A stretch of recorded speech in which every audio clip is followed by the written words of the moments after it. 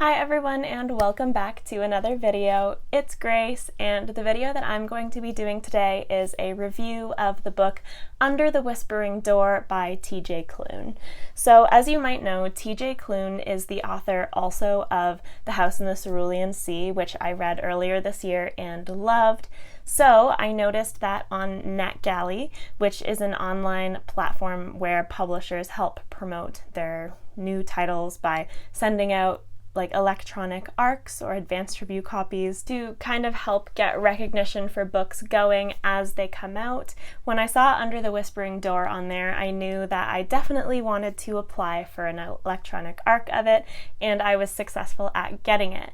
So this book actually is published on September 21st, and I haven't 100% decided when I'm going to be posting this review, but I do believe that if it is not on the date of publication of the book, it will be shortly after. So I am here to give you my thoughts on this book and hopefully help you decide whether or not it's something for you and whether you should pick it up. So the synopsis for Under the Whispering Door is as follows. When a reaper comes to collect Wallace Price from his own funeral, Wallace suspects he really might be dead. Instead of leading him directly to the afterlife, the reaper takes him to a small village. On the outskirts, off the path through the woods, tucked between mountains, is a particular tea shop run by a man named Hugo. Hugo is the tea shop's owner to locals and the ferryman to souls who need to cross over. But Wallace isn't ready to abandon the life he barely lived. With Hugo's help, he finally starts to learn about all the things he missed in life.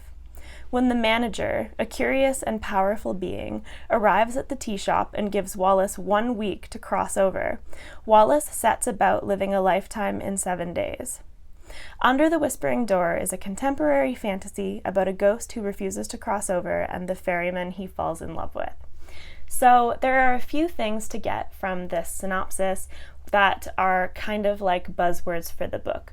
So we obviously have a romance happening here between Wallace and Hugo, and similar to The House in the Cerulean Sea, I think that is what T.J. Klune focuses on in his fantasy, is like LGBTQ plus representation, but specifically male-male romance. And I know that also what I'm getting from the synopsis, if I hadn't read the book, is that this book deals with death and the afterlife and the journey to get there. So on the whole, I will start off by saying that I did enjoy this book and I did give it 3 stars, which is more of a casual enjoyment for me and not a book that I really loved.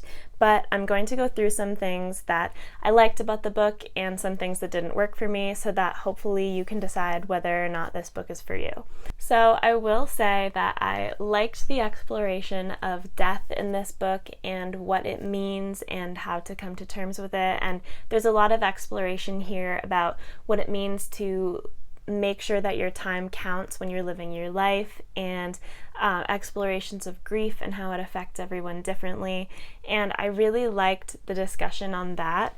However, I did feel like those things weren't subtle. So depending on who you are as a reader, I did think that it was a little bit on the nose, and I won't call it preachy because I don't think that it was like talking at me. I don't feel that way, but I did feel like there were some very clear themes being laid out. It wasn't subtly woven into the story. It was like very obvious and in your face.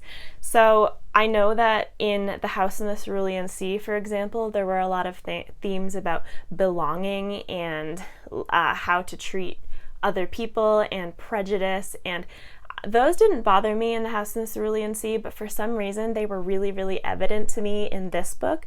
So I think that your mileage may vary. Some people, this may not bother them at all, but for me, while I liked the subject matter being discussed, the way that it was done wasn't my favorite. The second thing that I will say that I liked is the tone of the book. So I liked that the author was going for kind of like a sweet but also melancholy story because the story is about death and focuses so heavily on it. We get some really sweet relationships between these characters, and I liked to watch them get to know each other. I thought that it was very cute. That was something that I enjoyed. I especially enjoyed the character of Nelson, who is the grandfather of Hugo, the owner of the tea shop, and he was very interesting. And then I did enjoy our main character and his personal growth, but I didn't connect with him on the same level that I was hoping to when I started the book. So while I did enjoy the main relationship, the romance, and I thought that it was sweet, it didn't quite hit me in the same way, and I can't quite explain why. I am often pretty good at explaining why I do connect with a character, but when I don't, it's harder for me to identify why that might be. So while I liked both of them, I'm going to say again, it was more of a casual enjoyment on my part for Wallace and Hugo, and it didn't make me cry or anything like that, which I generally kind of use as a benchmark for how much of an impact books have on me, because I do tend to be an emotional reader. But I can see that if this was something that you had personal experience with in terms of some of the types of death and types of life experiences that are explored in this book, you might be able to make more of a personal connection with that. So I'm not saying that there is an inability to connect to the characters here, just that they didn't quite hit for me in the spot that I was hoping that they would. One thing that I have quite mixed feelings on in this book is the plot, because on the one hand, I didn't feel like there was too much of one. I really felt like we were meant to be just spending time with the characters, and that's usually fine for me. But like I mentioned, the characters didn't quite connect with me as much as I was hoping, and so therefore the fact that we were mostly just spending time in the characters' relationships and with them, kind of things were happening, but kind of like living their day-to-day lives and going through personal journeys. The fact that there was not much of a plot pushing things along did suffer a little bit for me, and overall I found the outcome, this is spoiler free, but I did find the outcome a little bit predictable. And I think that this book could have maybe pulled more emotions from me if it had gone in a different direction, and I might have preferred that. So again, your mileage may vary with the plot. I didn't love it. And then something that sort of ties in with the plot is the pacing of the book.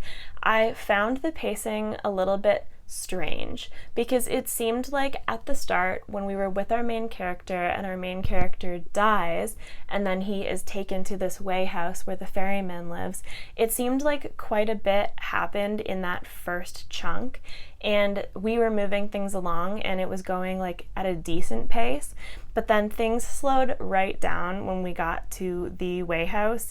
And the time spent in the tea shop was, like I mentioned, very reflective of the characters and very like slow paced, and that was a bit jarring for me.